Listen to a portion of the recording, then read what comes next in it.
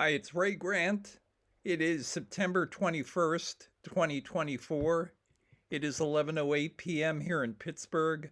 I'm reverting back to my low tech, no frills mode for this video because I wanted to discuss the radiant theory in depth. This is the basis of Mike Butterfield's uh, Crackpot Files article. Essentially, what if you wanted to boil the Crackpot Files article down to its most basic statement, it would be that anyone who believes the radiant theory is a crackpot. Okay, so let's just start this off. And again, I'm illustrating how easy it is to find these things on the internet. If I can find them, I'm a baby boomer. You shouldn't have any problems finding them. I haven't figured out my VCR remote yet, and I don't even use it anymore. So let's go to Ray Grant Zodiac. We press on that. That takes us immediately, of course. The first link is going to be the Crackpot Files. The greatest example of Penn's inability to verify his own presentations and research comes in the form of what is perhaps his most enduring claim, the theory that the Zodiac created a giant radiant angle with the geographical locations of his crime scenes.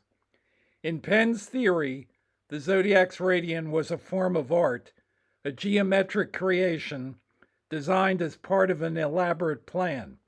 According to Penn's writings in his book Time 17, the Zodiac's radian was formed by Mount Diablo and two crime scenes, Blue Rock Springs Park in Vallejo and the intersection of Washington and Cherry Streets in San Francisco. Penn's radian discovery earned him media attention in the early 1980s and served as the foundation for his book. The theory took on a life of its own, endorsed by many individuals, including myself. We'll get to that in a moment. He's talking about himself, Mike Butterfield. And the Zodiac's radian became a permanent fixture in the pages of Zodiac history. Yet, Penn's entire theory was wrong, and the fact that he did not know as much served as further proof that he had done little to check his own work before using his findings to accuse a man of murder. Okay? Now, here's where I make my entrance. Ray Grant is following in Penn's footsteps and repeating the same mistakes.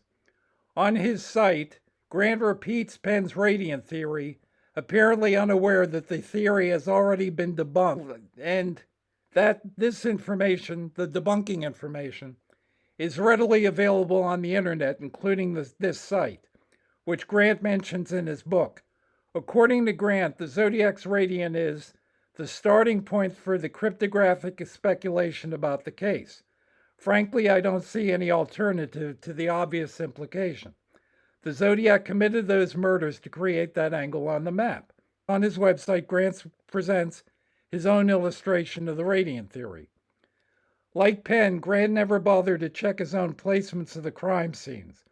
Grant's placements of the Blue Rock Springs Park and Lake Herman Road crime scenes are completely inaccurate. Before we go any further with this, note that the scenes as depicted in on my website, and which were originally in a pamphlet that was sent to neighbors of Michael O'Hare in Brookline, Massachusetts. Okay, and the purpose of the angle as it's drawn there is simply to illustrate the idea. Okay, it does not surprise me terribly that these specific locations are slightly off. Okay, that's also true, by the way, of the radiant illustration in Gareth Penn's book Time 17. However, when you're illustrating a general idea, you're illustrating a foundational idea.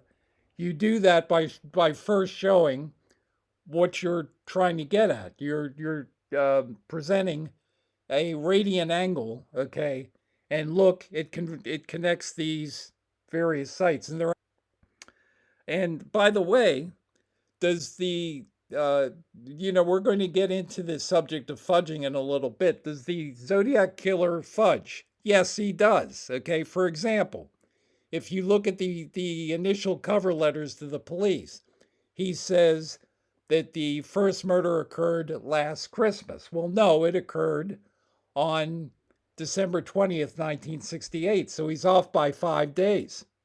Why isn't Mike Butterfield jumping all over him about that? Okay, same thing with the Blue Rock Springs murder. It says in the cover letters that it occurred on July 4th. It didn't. The shooting occurred on July 5th. No, it was like maybe around 10 a.m. Okay, so it's very shortly after July 4th, but still, it's not completely accurate. And this is the level of precision that Mike Butterfield is insisting on, when it's clear that the Zodiac killer himself is not insisting on quite that level of precision. Okay, but we'll go on from here. Like Penn, Grant never bothered to check his own placements of the crime scenes. Grant's placements of the Blue Rock Springs Park and Lake Herman Road crime scenes are completely inaccurate. I'm not. That's not in dispute. Grant places those scenes far west of the correct locations. Grant simply reproduces the same mistakes from Penn's book. Thank you. Okay. In other words, what I didn't mention before is essentially what my presentation of the radiant is very similar to what you see. And well, maybe I did say that. It's very similar to the illustration that Gareth uses in Times 17. And he also used it, by the way, in the Mensa Bulletin article of 1985. Okay. As seen in, Grant simply reproduces the same mistakes from Penn's book as seen in the illustration below from Times 17. Okay. The aerial photograph below shows the actual crime scenes. These locations form an angle approximating 60 degrees or more. When compared to Penn's radiant illustration and Grant's, this photograph clearly demonstrates that both men not only made the same mistake for decades, but never even noticed. Such errors raise serious doubts about the research, conclusion, and claims. Well, here's the problem with that. If you're going to make that statement, then you have to make the exact same statement about Mike Butterfield. In other words, this photograph clearly demonstrates that both men not only made the same mistake for decades, but never even noticed. Such errors raise serious doubts about their research, conclusions, and claims. Okay, well then, let's go back into the past, shall we? Let's go back. Okay, now I just showed you the Crackpot Files article. Let's go back to a TV show which is currently online. All you have to do to get to it is type in Case Reopened Zodiac. It will take you to Case Reopened the Zodiac on Vimeo. Okay, so let's hit that button. A radian is a term used by engineers and mathematicians to denote the angle of 57.3 degrees. It was rather odd that something of this nature would appear in a letter such as that written by the Zodiac. He had mentioned the word radian, which is not in the active vocabulary of 99% of the U.S. population. By looking at every letter and murder from the radian theory, a sinister plan unfolds. Penn calls his theory the calculus of evil.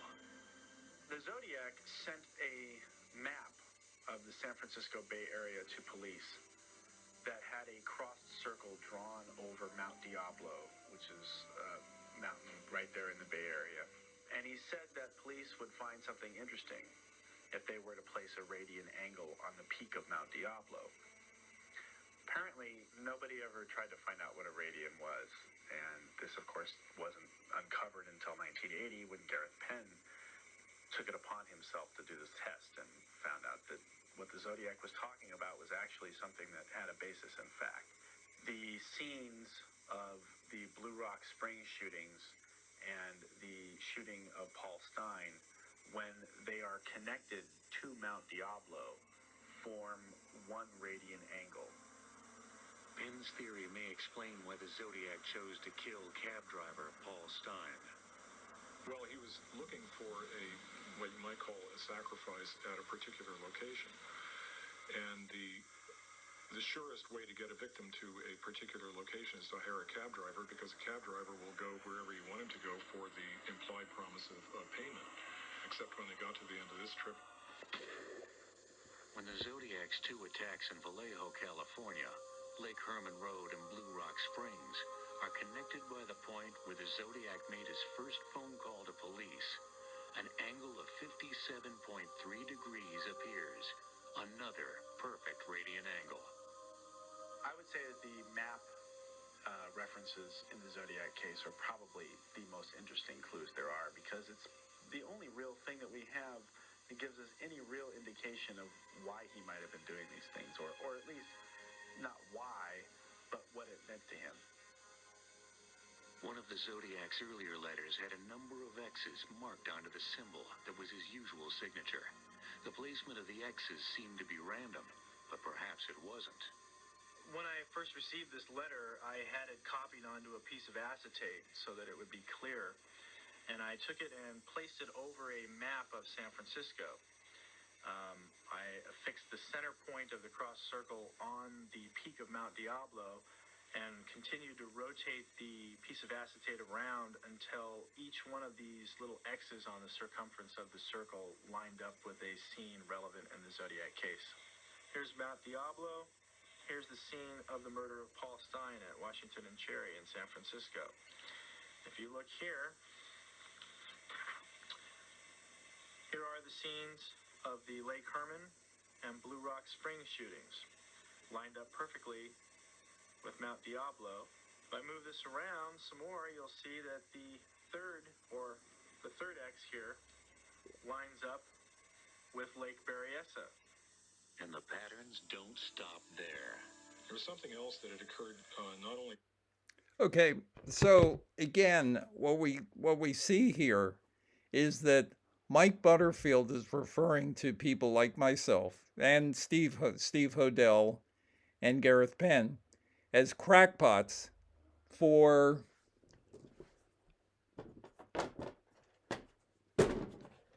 repeating something that he himself has presented on television. Okay, now if you consider that he originally decided that he had debunked the radian in September of 2009, and by August of 2010 he was calling me a crackpot. Okay, that's not even a year, when for more than 10 years he defended the radian theory.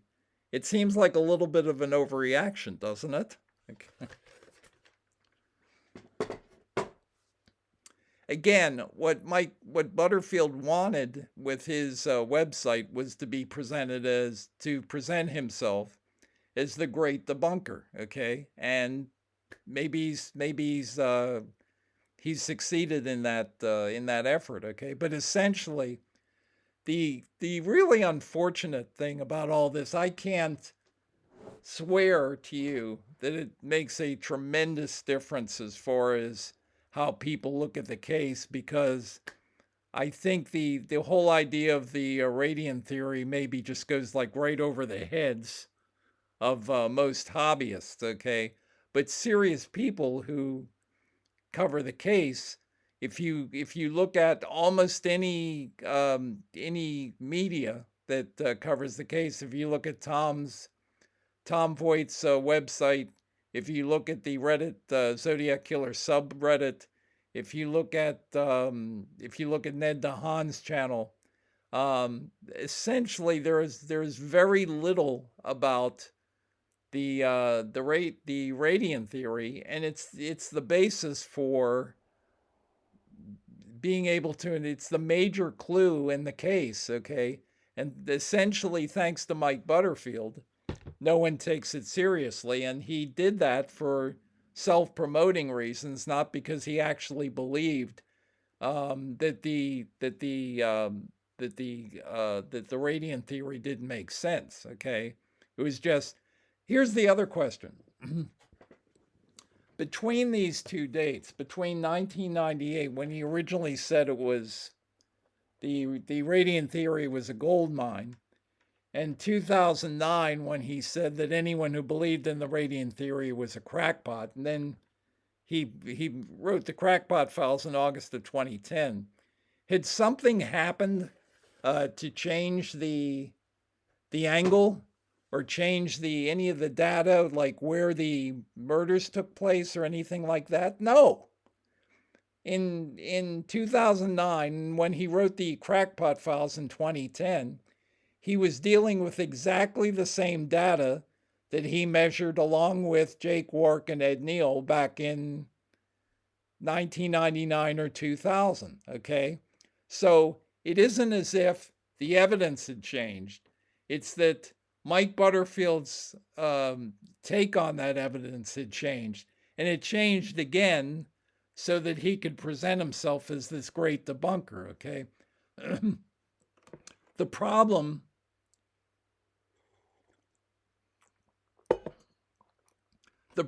again with the Zodiac case is that one of the major clues in the case, the radiant theory, has essentially been ignored by many people because largely because of Mike Butterfield's work. And here's the other thing.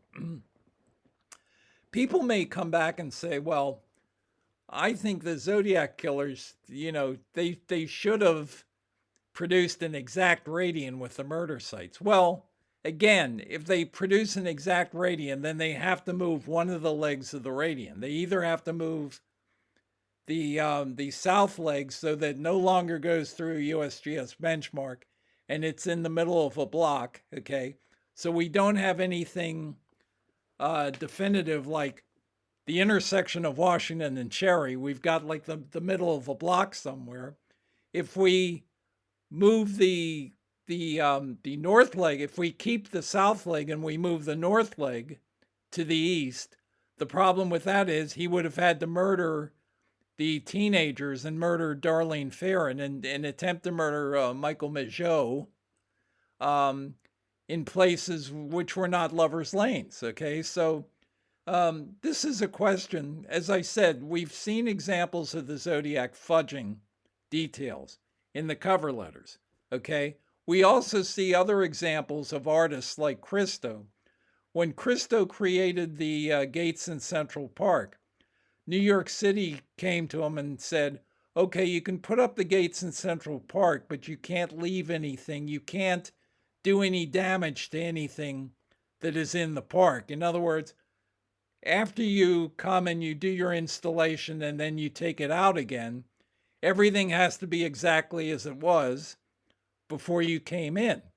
So, for example, Christo could not do any drilling on any of the sites. He was putting up, I believe, 10,000 gates, metallic gates that had saffron fabric coming down, and he couldn't do anything to the actual site. So all of the gates had to be self-contained. They had to kind of like roll into the park and just sit there self-contained so that they could then be taken out of the park and you wouldn't have known that they were ever there. So obviously, that's an example of a practical consideration that someone creating a conceptual art project has to deal with. And the Zodiac killers had to do the same thing. They had to deal with, if they wanted to use Mount Diablo as their base of operations, and they wanted to use the south leg of that went through benchmark 54 and then intersected with Washington and Cherry, they really didn't have any choice but to use the two lovers' lanes, which appear to straddle, in a general sense at least, appear to straddle the north leg, but they are in fact 2 or 3 degrees east of it. Okay, it's an artistic choice that they made with that. And again, Mike Butterfield does not mention the fact that the angle created by the two Vallejo sites and the phone booth at Springs and Tuolumne was a precise radian. It was 57.29 degrees. Also, he doesn't mention the X's that he demonstrates in the on the show that are from the Zodiac letter, which line up with the various murder sites. Why doesn't he do that? It's because they might conflict with his being the great debunker. Okay, that's the problem. So before I even get to some of the specific issues that Butterfield presents in the Crackpot files, this general timeline tells us that there's something wrong. There's something rotten in Denmark here. He was the radiant theory was a gold mine in 1998. He did a TV demonstration of it in 1999. He wrote voluminously on Tom Voigt's website defending the radiant theory in 2000. He has multiple posts. You can go to those threads, and you will see multiple posts by Gregory Praxis, who is Mike Butterfield, defending the radiant theory. Then 2007 puts up Zodiac Killer Facts. He needs something to debunk. So September of 2009, I know, I'll debunk the radiant theory, okay? And August of 2010, he calls Ray Grant a crackpot, okay? Why am I a crackpot? I'm a crackpot because I'm presenting a theory that he himself demonstrated on television, okay? I didn't say that the man made a lot of sense. He doesn't, okay? But apparently some people think he's a great expert on in the Zodiac case, okay? So, but again, what I've tried to demonstrate in this video is, first of all, why Mike Butterfield appeared to change his mind to do a 180 and suddenly decide that for 10 years, 1 or 2 degrees or 2 or 3 degrees didn't matter. The angle was close enough. Then after September 9th, all of a sudden, no, it's not close enough. The radiant theory has been debunked, okay? And his reason for that was self-promotion, is to present himself as the great debunker. Why did the Zodiacs do it that way? Again, so that they could artistically have their cake and eat it too. They could have Washington and Cherry, they could have BM54, and they could have an intersection, as opposed to having a murder taking place in the middle of a block, okay? On the south leg. On the north leg, it was so that they could have the two lovers' lanes, okay? And again, we've seen the Zodiac fudge other details, so the radian itself was slightly fudged. It is not an angle of 57.29 degrees, but again, this is something that we have known for, since, since people started actually looking at the where the sites were, but again, we're talking with the radian theory. Remember, we are talking about a north leg and a south leg of the radian angle.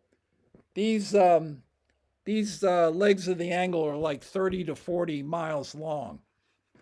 We're not talking about something that you would have a great deal of precision about to begin with. You have the curvature of the Earth, as Jake Work pointed out. It could never have been an exact radian. If they had been much closer on the north leg than they are, somebody like Ed Neal could have come forward and said, well, this isn't precisely, a radian because you have the curvature of the Earth. Okay. Ed Neal's the same guy who said that when I said that China was on the other end of figuratively, was on the other side of the globe from the United States, Ed Neal pointed out, well, if it was on the other side of the globe, it would have to be in the southern hemisphere, wouldn't it? Yes. But people you've seen cartoons of people like going down into holes and coming up in China.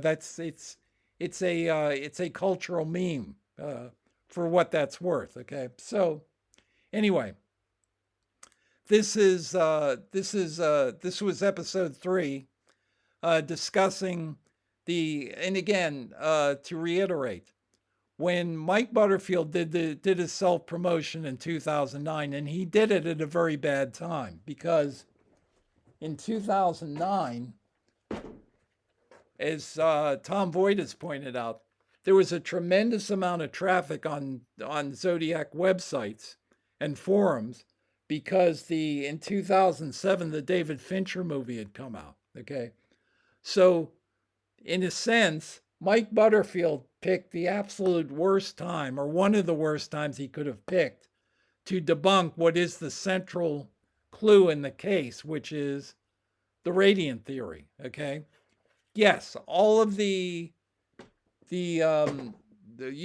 theory, Gareth Penn's theory, and my theory does begin with the radiant. And as Jake Bork said, it's hard to really question it. I mean, he mentions radiance twice, okay? And Ed Neal came back and said, well, he didn't say anything about depicting a radian in his letters. No. When the New York Times comes out with its crossword puzzle, it doesn't fill in the squares, okay? That's not the idea. When the Zodiac killers sent their ciphers, they didn't send you like a set of coding hints with those. You were supposed to figure it out yourself. Same thing with the radians. I mean, the radian PS in many ways kind of gives it away. I think it's fairly blatant.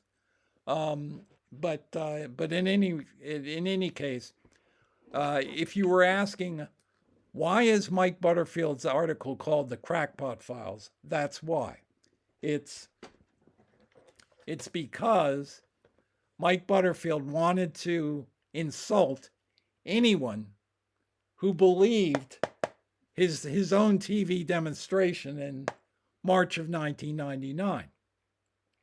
So basically what he's saying is he was a crackpot for more than 10 years. And I guess for the last 15 years, he hasn't been one. I don't know. But again, that's the fundamental point being made by his article. But he doesn't stop there.